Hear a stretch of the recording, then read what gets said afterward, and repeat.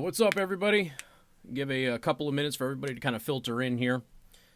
Sorry I'm late today. I was doing my taxes, and now I'm not in a good mood. So, although generally haven't been in a good mood the past couple of days, but realized I hadn't paid attention. I realized that I made less money last year than the previous year, which really pisses me off. So just like really pisses me off. But anyway, it's just, it's one of those things.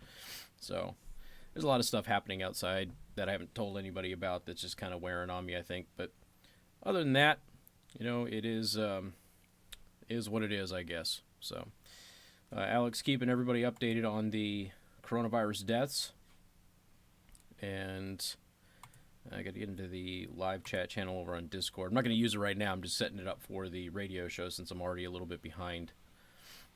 Good Lord. There we go.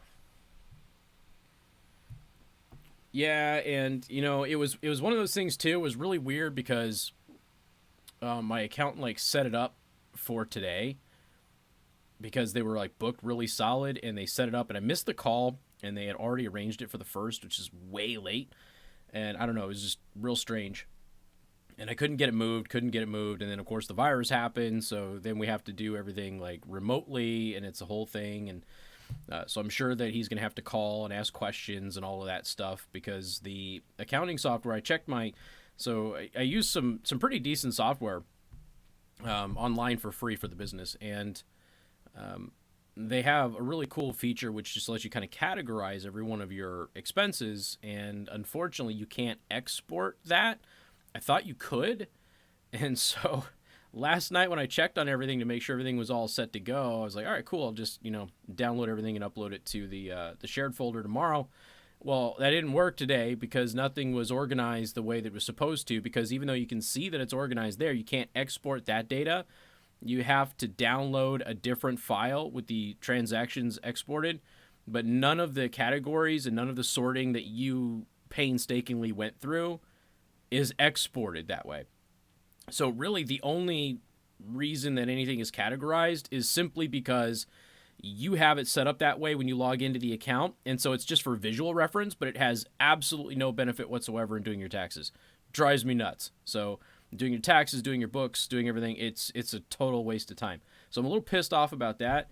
And then I personal taxes, I look at the W-2 and I was just so angry because obviously there was the contract negotiations and stuff like that just finally wrapped up, and things are different this year, but it was just one of those things that reinforced everything that I kind of went through the last quarter of this last year with contract negotiations, and I'm even more irritated than I was before. So I don't know. I'm really angry this afternoon, to be honest with you. All right. Okay. So, well, we got a few people floating in here, and I guess I'll get started. So CNN, I didn't get to this yesterday because I didn't have the audio 100% ready to go, and I wanted to pull up a couple of other things and all of that. So I figured I would wait until today to go ahead and get that all straightened out and taken care of. So let's see. I wanted to go and play this for you. So this is Jim Acosta asking the president a question. Of course, the president starts off, all right, fine, I'll go ahead and I'll take your question.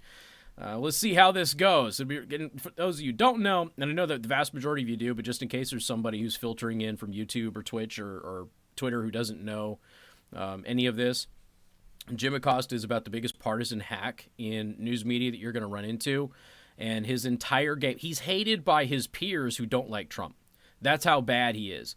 So his whole game is gotcha stuff, but not with accurate information, with lies. And it's just one of those things. So I want you to listen to this exchange. If you haven't seen it yet, if you have, it'll be good entertainment. If you haven't seen it, it's going to be very informative. Go ahead. Let's give it a shot. Sir, what do you say to Americans who are upset with you over the way you downplayed this crisis over the last couple of months? We have it very much under control in this country. The coronavirus is very much under control in the USA. It's going to disappear. It's like a miracle. It will disappear. March 4th, we have a very small number of people in this country infected. March 10th, we're prepared. We're doing a great job with it. It will go away. Just stay calm. It will go away. What do you say to Americans who believe that you got this wrong? And I do want them to stay calm. And we are doing a great job. If you look at those individual statements, they're all true. Stay calm. It will go away. You know it is going away, and it will go away. And we're going to have a great victory. And it's people like you and CNN that say things like that. It's why people just don't want to listen to CNN anymore. You could ask a normal question. The statements I made are, I want to keep the country calm. I don't want panic in the country. I could cause panic much better than even you. I could do much. I would make you look like a minor league player. But you know what? I don't want to do that. I want to have our country be calm and strong and fight and win. And it will go away. And it is incredible, the job that all of these people are doing, putting them all together, the job that they're doing. I am very proud of the job they're doing, that Mike Pence is doing, that the task force has done, that Honeywell and Procter & Gamble and Mike and all of these people have done. I'm very proud. It's almost a miracle, and it is, the way it's all come together. And instead of asking a nasty, snarky question like that, you should ask a real question. You should ask a real question. There was another moment, too, where the president had pointed out that they cut off his statement. They only read part of his statement, but, you all get the gist of it, right? So, now I wanted to remind everybody, too, that, Acosta has a long, rich history of getting caught lying about things. So Acosta and CNN, they attacked the travel ban. They attacked it as a xenophobic extension of the Muslim travel ban. And they did that early on, okay? That was CNN. And obviously we can go into other news outlets, and I will here in just a second, but, CNN initially attacked the president for taking action. And then what they decided to do is do what everybody else wasn't doing. So everybody at the time was attacking the president because he was taking the virus too seriously, and he was using it as an excuse to abuse his power.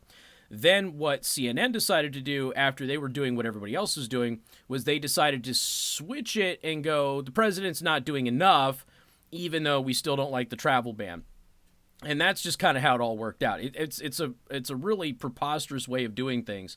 On January 31st, CNN attacked it, just so you know. On January 31st, I started covering the virus in mid-January on an almost daily basis.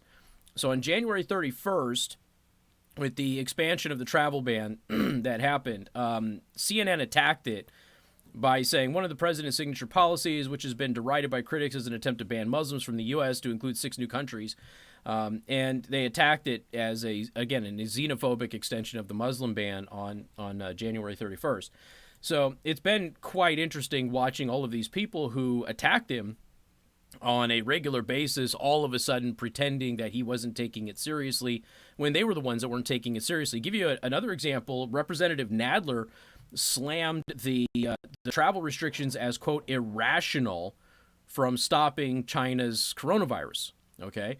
And you had many members of Congress do that. You had many members of the press do that. Reason.com actually had a really good article about how the tech industry ignored the bureaucrats and the press and took the virus seriously before anybody else did. And it's also interesting to watch Brian Stelter run around and attack Fox News for their coronavirus coverage and saying that Fox News is minimizing it. Of course, Fox News has never minimized it. When Tucker Carlson was probably the first person on television to take the virus very seriously out of everybody. So weeks before CNN even took the virus somewhat seriously, Tucker Carlson was telling everybody, pay attention to this. This is bad. And I think he even started before I did. Okay, so now you look at this article, which is by Andrea O'Sullivan over at Reason.com. how techies ignored the bureaucrats and helped the COVID-19 response. And they talk about how Silicon Valley ignored all of these horrible members of the media and some of the bureaucrats, including the CDC and others who were saying, don't take this very seriously. It's okay. And the CDC did have a calming message for a long period of time. It was the day after that last debate that they switched it around, and all of a sudden, Rosenstein's sister goes out there and tells everybody we're all going to die. So let's see. While public health agencies and their media water bearers were downplaying the growing COVID-19 threat by flu posting and poo-pooing face masks, onlookers in tech noted a geometric trend and started preparing accordingly. And of course, they're linking.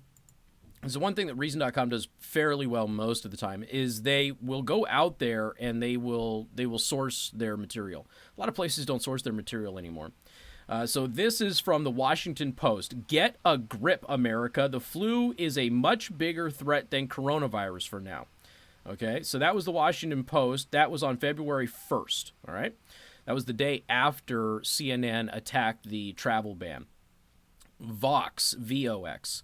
Coronavirus has Americans rushing to buy face masks, but health officials warn not to hoard them. The Center for Disease Control and Prevention does not recommend that the general public wear masks in the U.S. And then they go on again to basically say that the mask is useless and you're wasting resources. It wasn't all about ensuring that the medical community had their supply. Let's see. Recode magazine attacked the tech industry's mobilization against the virus as, again, being silly and ridiculous. Let's see. Then we've got COVID-19 denialism and slamming preppers. So who do we have here? Vox.com. Okay, Vox.com again. What is this coronavirus? It's part of a family of viruses that attacks the respiratory system. Should I travel during the outbreak? The CDC and State Department advise avoiding travel to China for now. Is this going to be a deadly pandemic? No. So again, Vox is out there telling everybody not to worry about it. And the thing is, you go through all of this and you start looking back at the news and everybody in the press, it's the most amazing thing because we live in the information age where everything lives on the internet forever. It never disappears. It never goes away. And yet everybody whose job is documented on the internet pretends that things that they have done and said in the past doesn't exist. And when we bring it up again in the future, their supporters just move it to the side and pretend it never happened, even though you have all of this evidence that it actually happened. And it is mind-numbing to watch it because they shouldn't be able to get away with this stuff. Jim Acosta, CNN, MSNBC, Washington Post, Vox, other publications should never be able to get away from the fact that they belittled his initial very aggressive response as being too aggressive, which now the experts say bought us valuable time. And they shouldn't be able to get away with that, but they do. Because tribalism is just so ingrained in our political psyche now. CNN is also facing backlash for skipping Trump's initial remarks at the White House coronavirus briefing. So what they did when the president came out and started speaking on the briefing yesterday, they cut the president out and they waited for Dr. Fauci to come up, and then they carried Dr. Fauci. And it turns out it was an extremely informative press conference that everybody kind of needed to listen to. But they didn't want to listen to the president. So they just cut him out and they only listened to the experts, in spite of the fact that he's only been repeating what the experts have said. So, I mean, it's amazing stuff. You had Joy Reid, who should be in jail for lying about people hacking into her computer and getting the FBI to investigate and everything else, and writing all of those racist and hateful things on her blog. But she goes out there and she tells everybody that she's really pissed off and irritated that her watching the Tiger King docuseries on Netflix was interrupted by a text alert about Mike Lindell, the MyPillow CEO. And I'm sitting here thinking to myself, okay, first of all, he's retooled his entire company to make masks that the country desperately needs, okay? And you're bitching about that. The other thing is why aren't you watching the coronavirus briefings? That's your job. You're on MSNBC. You do a news program where you're going to talk about the briefings. Why aren't you watching the briefings or listening to the briefings, and instead you're watching a stupid Netflix series? So she admitted, which, by the way, explains a lot. If you've never seen Joy Reid's program, she is often completely off the mark on basic facts, and she's constantly made fun of in this industry for it. So one of the things that I always tell people on the outside looking in is that there's a couple of people that are constantly mocked by us in the media. Not just me because I'm a talk show host, but I mean generally by people in the media. And one of those people is Joy Reid. The other one is Rachel Maddow. She is so flipping dumb, it's stupid. And Rachel Maddow is constantly mocked by media insiders because she is a ditz. She is just not a very bright, intelligent person.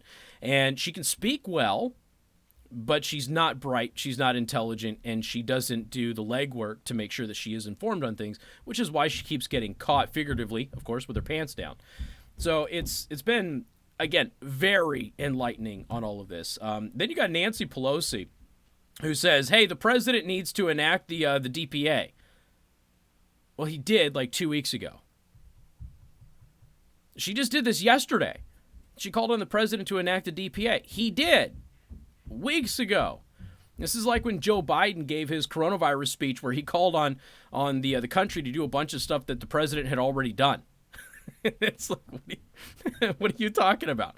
But again, the brain dead amoebas that followed Joe Biden and want Joe Biden to be president, those people, they're not bright enough and they're not well informed enough to know that these things have already happened. So when they hear Joe Biden say, hey, you know what, we need to make sure the testing and stuff is free. Yeah, the president already did that. We need to make sure that, we defer your student loan payments. Yeah, the president already did that. So it's one of those things where it's just absolutely mind-numbing to watch it, but it happens all the time. Yeah, a text alert pissed her off, Tracy. I mean, that's what she said anyway. She's like, yeah, my show was interrupted by a text alert. You should have been watching the thing that you're going to cover that day on the show anyway. She's on at night. She should be covering the stupid show. Is she on at night? Did they move her? I don't know. Whatever. It's a stupid show. Should have been canceled a long time ago. It has no viewers. But, it's amazing to watch this because so many people who have access to all of this information who should know that what Jim Acosta is saying, what CNN is saying isn't true. They should all be able to reference back to it, and they should be pissed off that they're being misled. But instead, they're not. They're just sitting there wanting to believe, even though they know it's not true, because the ends justify the means, and the whole goal is to get Trump out of office. So as long as we can demonize him, it's like with Gretchen Whitmer in this whole, the president's not sending supplies to us because he doesn't like me. Okay, now she says that the reporter is lying about that. I suppose theoretically it's possible, but given Gretchen Whitmer's previous statements about the president not helping her state, which she said herself that we all heard, I'm inclined to believe the reporter. Okay, but it is what it is, I guess. Yeah, it is just pop culture talking heads. I mean, that's what it's become. We don't have. Think about the look at technically MSNBC. All right, so Brian Williams is their news guy, and Brian Williams is the guy who got that basic math problem about Bloomberg being able to give everybody $1 million wrong. He got that wrong. Brian Williams has a long, rich history of lying about his news career and what he covered, where he was at various events and things of that nature. And he's considered a prestigious newsman still. Dan Rather has come back now and is considered a prestigious newsman once again, in spite of the fact that his entire career was him making up stories. And the last one that really got this going was him fabricating those documents about George W. Bush. And he lost his job as a result of it. But in the midst of that, we uncovered that he fabricated a bunch of stuff throughout his news career. And now, after being shunned by the industry, all of a sudden he's back and he's considered a prestigious newsman, mostly by young people. Like, oh, well, it's Dan Rather. Yeah, he did nightly news. Yeah, okay. Yeah, Dan Rather was fired because he constantly fabricated the news. And he just happened to get caught really bad this time. But people forget that as we looked into his history, we found out that he fabricated a lot of news stories, just like we found out that Brian Williams fabricated a lot of news stories. I don't know about Jennings. I have no idea. Peter Jennings. I haven't heard anything necessarily about that I can remember. But it is just staggering to watch the amount of news people who get away with lying to the public, in spite of the fact that the public has evidence in their own words, the news people's own words, that they're not telling the truth, and they just will not acknowledge it. No, Corn Pop hasn't weighed in. Did Corn Pop die? Did Corn Pop move to Chicago and get killed? Or was he on the Hillary Clinton list? I don't know. You know what's really funny about this? So when Biden gets the nomination, we get into the general election, and people start referencing Corn Pop. I can almost guarantee you money, okay, that there will be some people on the left that call any Republican who references Corn Pop a racist because it's such a silly, ridiculous name, and it's a stereotype and everything else, and they will not know that Joe Biden is the one that did it. And as evidence, I referred to you Puff the Magic Negro, which, of course, Rush Limbaugh is still attacked for today. Anytime, like when he got diagnosed with cancer, you had a bunch of people going on there, and he got the presidential medal. Was it Medal of Freedom, I think, for radio? He's only the second person to get it, and people are like, he called Barack Obama the Magic Negro. He doesn't deserve this. He's a racist. No, he didn't call him the Magic Negro. That's the funny part. And but they don't know that because they haven't taken the time to actually look into the story. So they've just heard the rumors and they've heard the song and like, oh, hey, that's Rush Limbaugh calling Obama the Magic Negro. No, Rush Limbaugh was mocking the black columnist, I think, for the Washington Post. I have to look it up. Who called Obama the Magic Negro, and which is a reference to the movie characters that we saw a lot in old racist Hollywood, where the white main character would be saved by a black person who would just magically show up out of thin air. And that's what Obama was being referenced as. And this black columnist was basically saying, because you have to understand, Obama wasn't black enough, right? And when you go back and you look at the campaigns, there was a lot of black leaders in the country who said that he was a fake black guy. He was only half black, for one thing. So he wasn't an authentic black person, according to Al Sharpton. And so what he was the white Democrats' ploy to beat the Republicans, and he wasn't really an authentic black guy who was going to go to Washington, D.C. and help black people. He was just there to help white rich liberals. That's all he was. And that was the whole point of the column, and Rush Limbaugh made fun of it. But because Rush Limbaugh made fun of it, all of these younger people out there just pretend that Rush Limbaugh, I don't even think that they know that Rush Limbaugh is the one that called him that, and that's not how it went down. Governor's on. Yeah, I mean, he's on at 2:30 every day. And yeah, Rush is back. His chemo treatment is done right now. He's taking a break because of the side effects. So he does say that they're working. But yeah, it's that. Oh, Corn Pop is, I need to post a link because Corn Pop is Joe Biden's old friend. Corn Pop, Joe Biden. Hold on a second. I got to get you the story. Here you go. It's one of the most ridiculous friggin' things ever. So here's a link to an article, just one, on Joe Biden and his gangster buddy Corn Pop. It's like, oh my God. Was it L.A. Times? Thank you, comment. Thank you. L.A. Times, not the Washington Post, that had Barack the Magic Negro, the article, which Rush Limbaugh was mocking and making fun of the racism in the article. Let's see. My wife picked up some chickens to raise for eggs. No roosters. Good vibes. See, we want chickens, and we were going to get chickens at the last place that we were going to buy because you could own them there. I don't think we can own them where we're at now. My daughter really likes going and gathering chickens. She did it for a little while, and she enjoys that morning routine. So she's been asking us for weeks to get chickens anyway, and we can't do it. Now the damn things are sold out everywhere.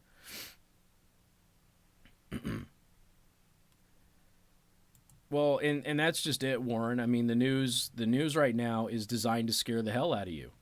You know, they're doing their best to go ahead and tell you that the president didn't take it seriously when they were the ones that didn't take it seriously.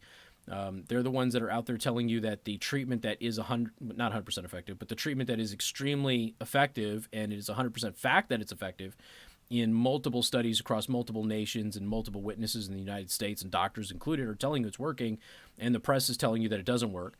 Social media like Twitter is taking down any tweets that reference hydroxychloroquine as being effective against the virus as, quote, misleading information. So you get in a bunch of people that are trying to get information. That's why people are watching these press conferences, and the ratings on the press conferences are great. And that's one of the reasons that CNN and these others don't want to carry the press conferences, because they're helping President Trump in the polls. People are starting to calm down. People are starting to understand that the facts are the facts. The president is taking on people who have written lies about him, like he did with Acosta there. And it's important that people see that stuff, because now all of a sudden you get a perspective and you're like, wait a minute. Oh, okay. Well, that makes much more sense. Oh, a political analyst who used to work for Bill Clinton is telling us not to listen to the leading infectious disease expert in the country, Dr. Birx. Oh, okay, that doesn't make sense. Why would I listen to that guy and not listen to her? And that's what's been happening. Of course, John Lockhart works for CNN. So you've got CNN personalities going around and telling you not to listen to the medical experts. You got CNN cutting out parts of the press conferences that they don't want you to see. You got CNN telling everybody that Trump didn't take this thing seriously when they themselves are the ones that didn't take it seriously, and they only got on the ball weeks after he did. It's mind-numbing to watch it. It really is, but that's exactly what we live in right now. My wife today, she just looked at me and she goes, well, see, I've been trying to calm her down. She's been freaking out about this. And my wife today looked at me and she goes, well, I guess this is proof that the media is trying to scare people. And she referenced CBS News using the Italian hospital and pretending it was New York, which obviously we talked about days ago. And so I was like, yeah, I covered that already. And she's like, well, they're saying it was an honest mistake. I'm like, yeah, they said it was an editing error. And she says, do you believe them? I said, no, I don't believe it was an editing error at all. It's total bullshit. It wasn't an editing error. They did it on purpose, just like Reuters intentionally photoshopped the smoke in the Israeli-Palestinian conflict a couple of years ago to make it look worse than it really was. And you continuously catch the news media fabricating these videos and these photos and that sort of stuff. And yeah, I have no doubt that CBS knew exactly what they were doing when they ran the Italian hospital, which happens to be the worst hit Italian hospital, by the way, when they ran that and pretended it was in New York City. Well, yeah, that was it. He took a ton of questions. Now, I did hear that CNN took the portion where he took questions, but they left his opening remarks out, and they waited for Dr. Fauci to go up to the podium before they started carrying it, which is ridiculous.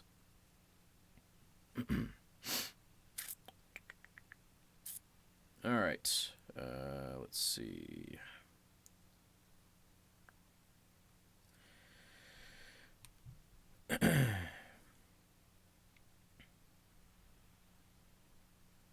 Just tell your wife to try having your only daughter heading off to the hospital as a tech who is still in nursing school. My anxiety is through the roof. Yeah, I can imagine that. You know, and look, I mean, people, you have to take it seriously, but there's a lot of light at the end of the tunnel. And if the press were doing their job, the press would be telling you what's happening every day with those numbers, like I did, and like Warren and Alex are fighting about right now. So you have the death numbers that are happening. The press should be telling you that. The infection numbers that are happening, the press should be telling you that. Yesterday we went over that the self-quarantine procedures nationally are working. There's less people with fevers now than are even on the average at this time of year. So right now, based on the data from that company that makes those thermometers, right now we have less fevers than we typically would in a normal season. That's good news. That's good news. So as we continue doing that, the press should be reporting those positive things. They should be reporting about the vaccine trial that started, 2 weeks ago, the possibility that there's going to be another vaccine in 2021 from Johnson & Johnson. They should be telling you about hydroxychloroquine and the Z-Pack stack working and being effective. They should be telling you that New York is on the recovery and that for about a week now they've had a reduction in cases. They should be telling you those things while also telling you about the states where they're having increases. That's important for them to do. And that way you're informed about it, but they're not doing that. They're just, it's all doom and gloom, paranoia, and anybody who tells you otherwise is lying to you, which of course isn't true, and that's causing people to panic and freak out on social media mostly. And what are they doing? They're sitting at home, they're on the computer all day, and they're bored out of their mind, and that's what they do. They hop onto social media and they get freaked out. Well, and I had a really good question on your point, Kathy. I had a really good question yesterday where somebody sent me a text message and said, hey, the press has told us about the death rate, And some media outlets have told us about the recovery rate, but nobody is telling us about the rate of virus infections that require hospitalization. That's a good question, because obviously that's where the issue is. If you get the normal flu, or if you're asymptomatic and you stay at home, it's not a big deal. And that's going to be most cases. Most cases are not going to be that bad. And then you're going to have this portion of people who require hospitalization but will not die, okay? And it's very bad for them too, and it's very, very uncomfortable, and you're going to need those ventilators and things like that for those. So it's a good question. So I pulled it up, and they were telling me that the press was saying those numbers weren't available. Yes, they were. They were available on the World Health Organization's website, and they were available on the CDC's website. Now, the CDC data was 2 weeks old, but it was still there. So the World Health Organization was saying it was about 14% hospitalization rate, and in the U.S. it's between 10 and 12% hospitalization rate. Okay, so now they're telling us that if we get over 20%, that's when the hospitals are going to start struggling and having problems. So we're well below the threshold for our hospitals to start breaking down and having real issues. That's also something that should be told to everybody, that globally it's about 14%, in the U.S. it's 10 to 12%. And the point of no return where hospitals are going to start struggling is at 20%. So even globally, with China, third world countries, and things like that, and again, nobody believes China's numbers. Right now, it's at 14%. So even globally in third world countries, we're not approaching the point where U.S. hospitals are going to start really struggling on a regular basis. Todd Starnes, my buddy, used to be at Fox News. He said, we're being told that hospitals are a war zone. My other friend, Buck Sexton, who lives in New York, he's got a friend inside of a hospital who said it's a war zone in here. And Todd Starnes went to the hospital by his house, and there was no activity there. Like, nobody was doing anything.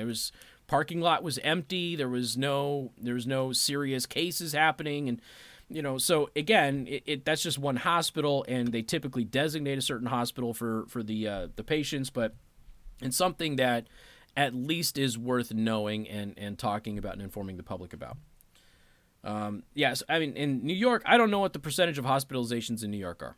I don't know. I'd have to look it up. But New York is so, you have to understand, like, New York is like half of all of the cases in the country, just under, okay?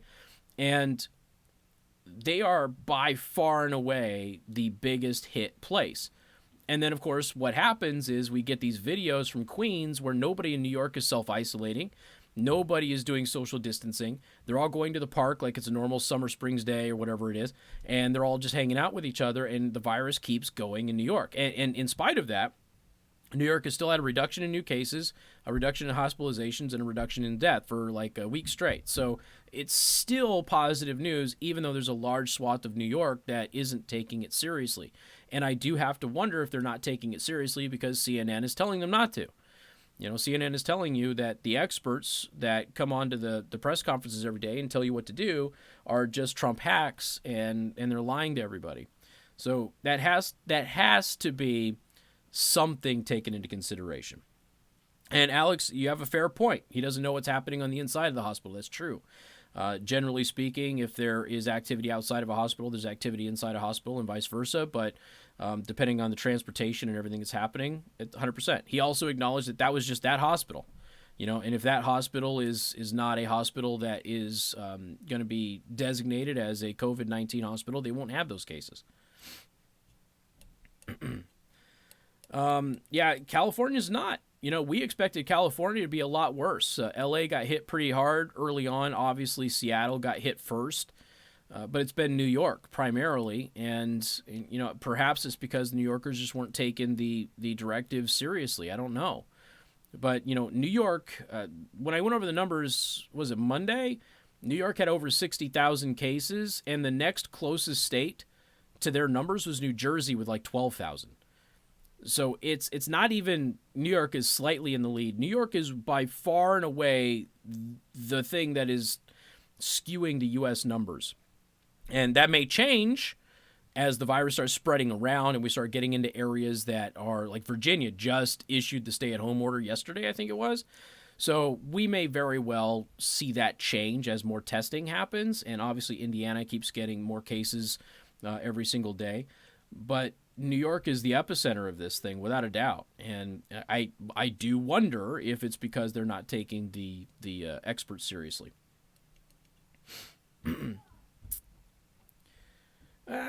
To a point, Alex. There's a lot of subway users in Los Angeles, too. We don't see it on TV a lot, but Subway's got a very active train system. A lot of buses.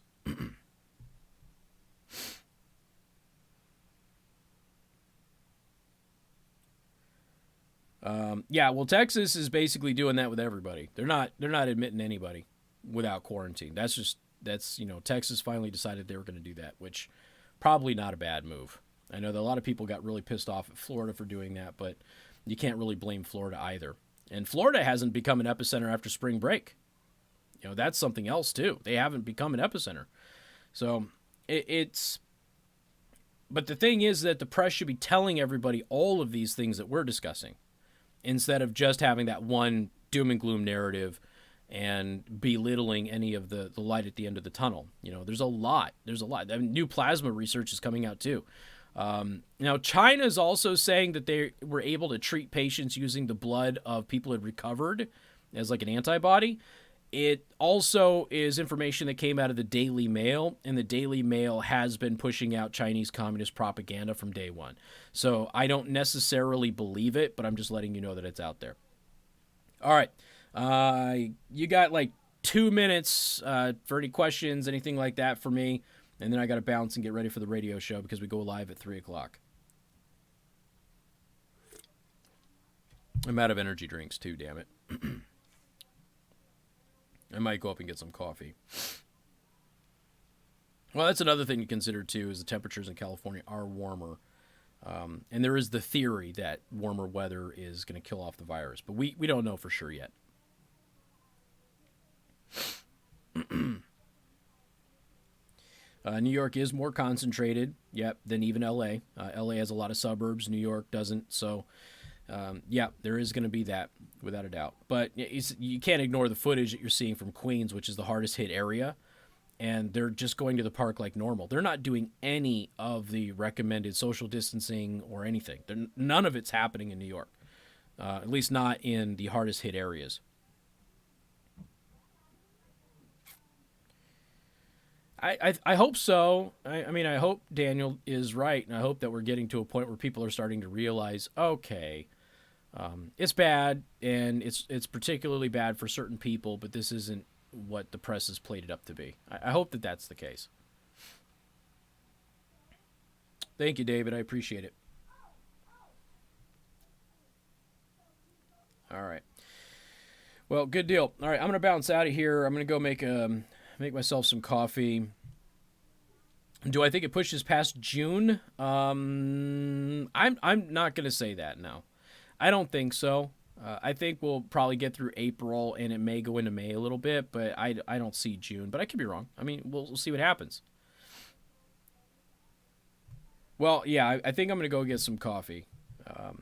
I didn't have a lot this morning. Usually if I have too much coffee in the morning, I'll switch to energy drinks because it just helps my acid reflux. But I'm going to go back to the coffee because I really only had like a quarter cup of coffee this morning. So I'm going to go have some of Casey's Burning Brew. I'm going to brew that up and bring that down for the radio show. All right, folks. Hey, make sure you leave a like, subscribe if you haven't done so. If you are on Twitch, please follow and subscribe on Twitch. If you're on Twitter, follow me at RealKCH on Twitter and Periscope, and you can watch these videos. You get these notifications and everything.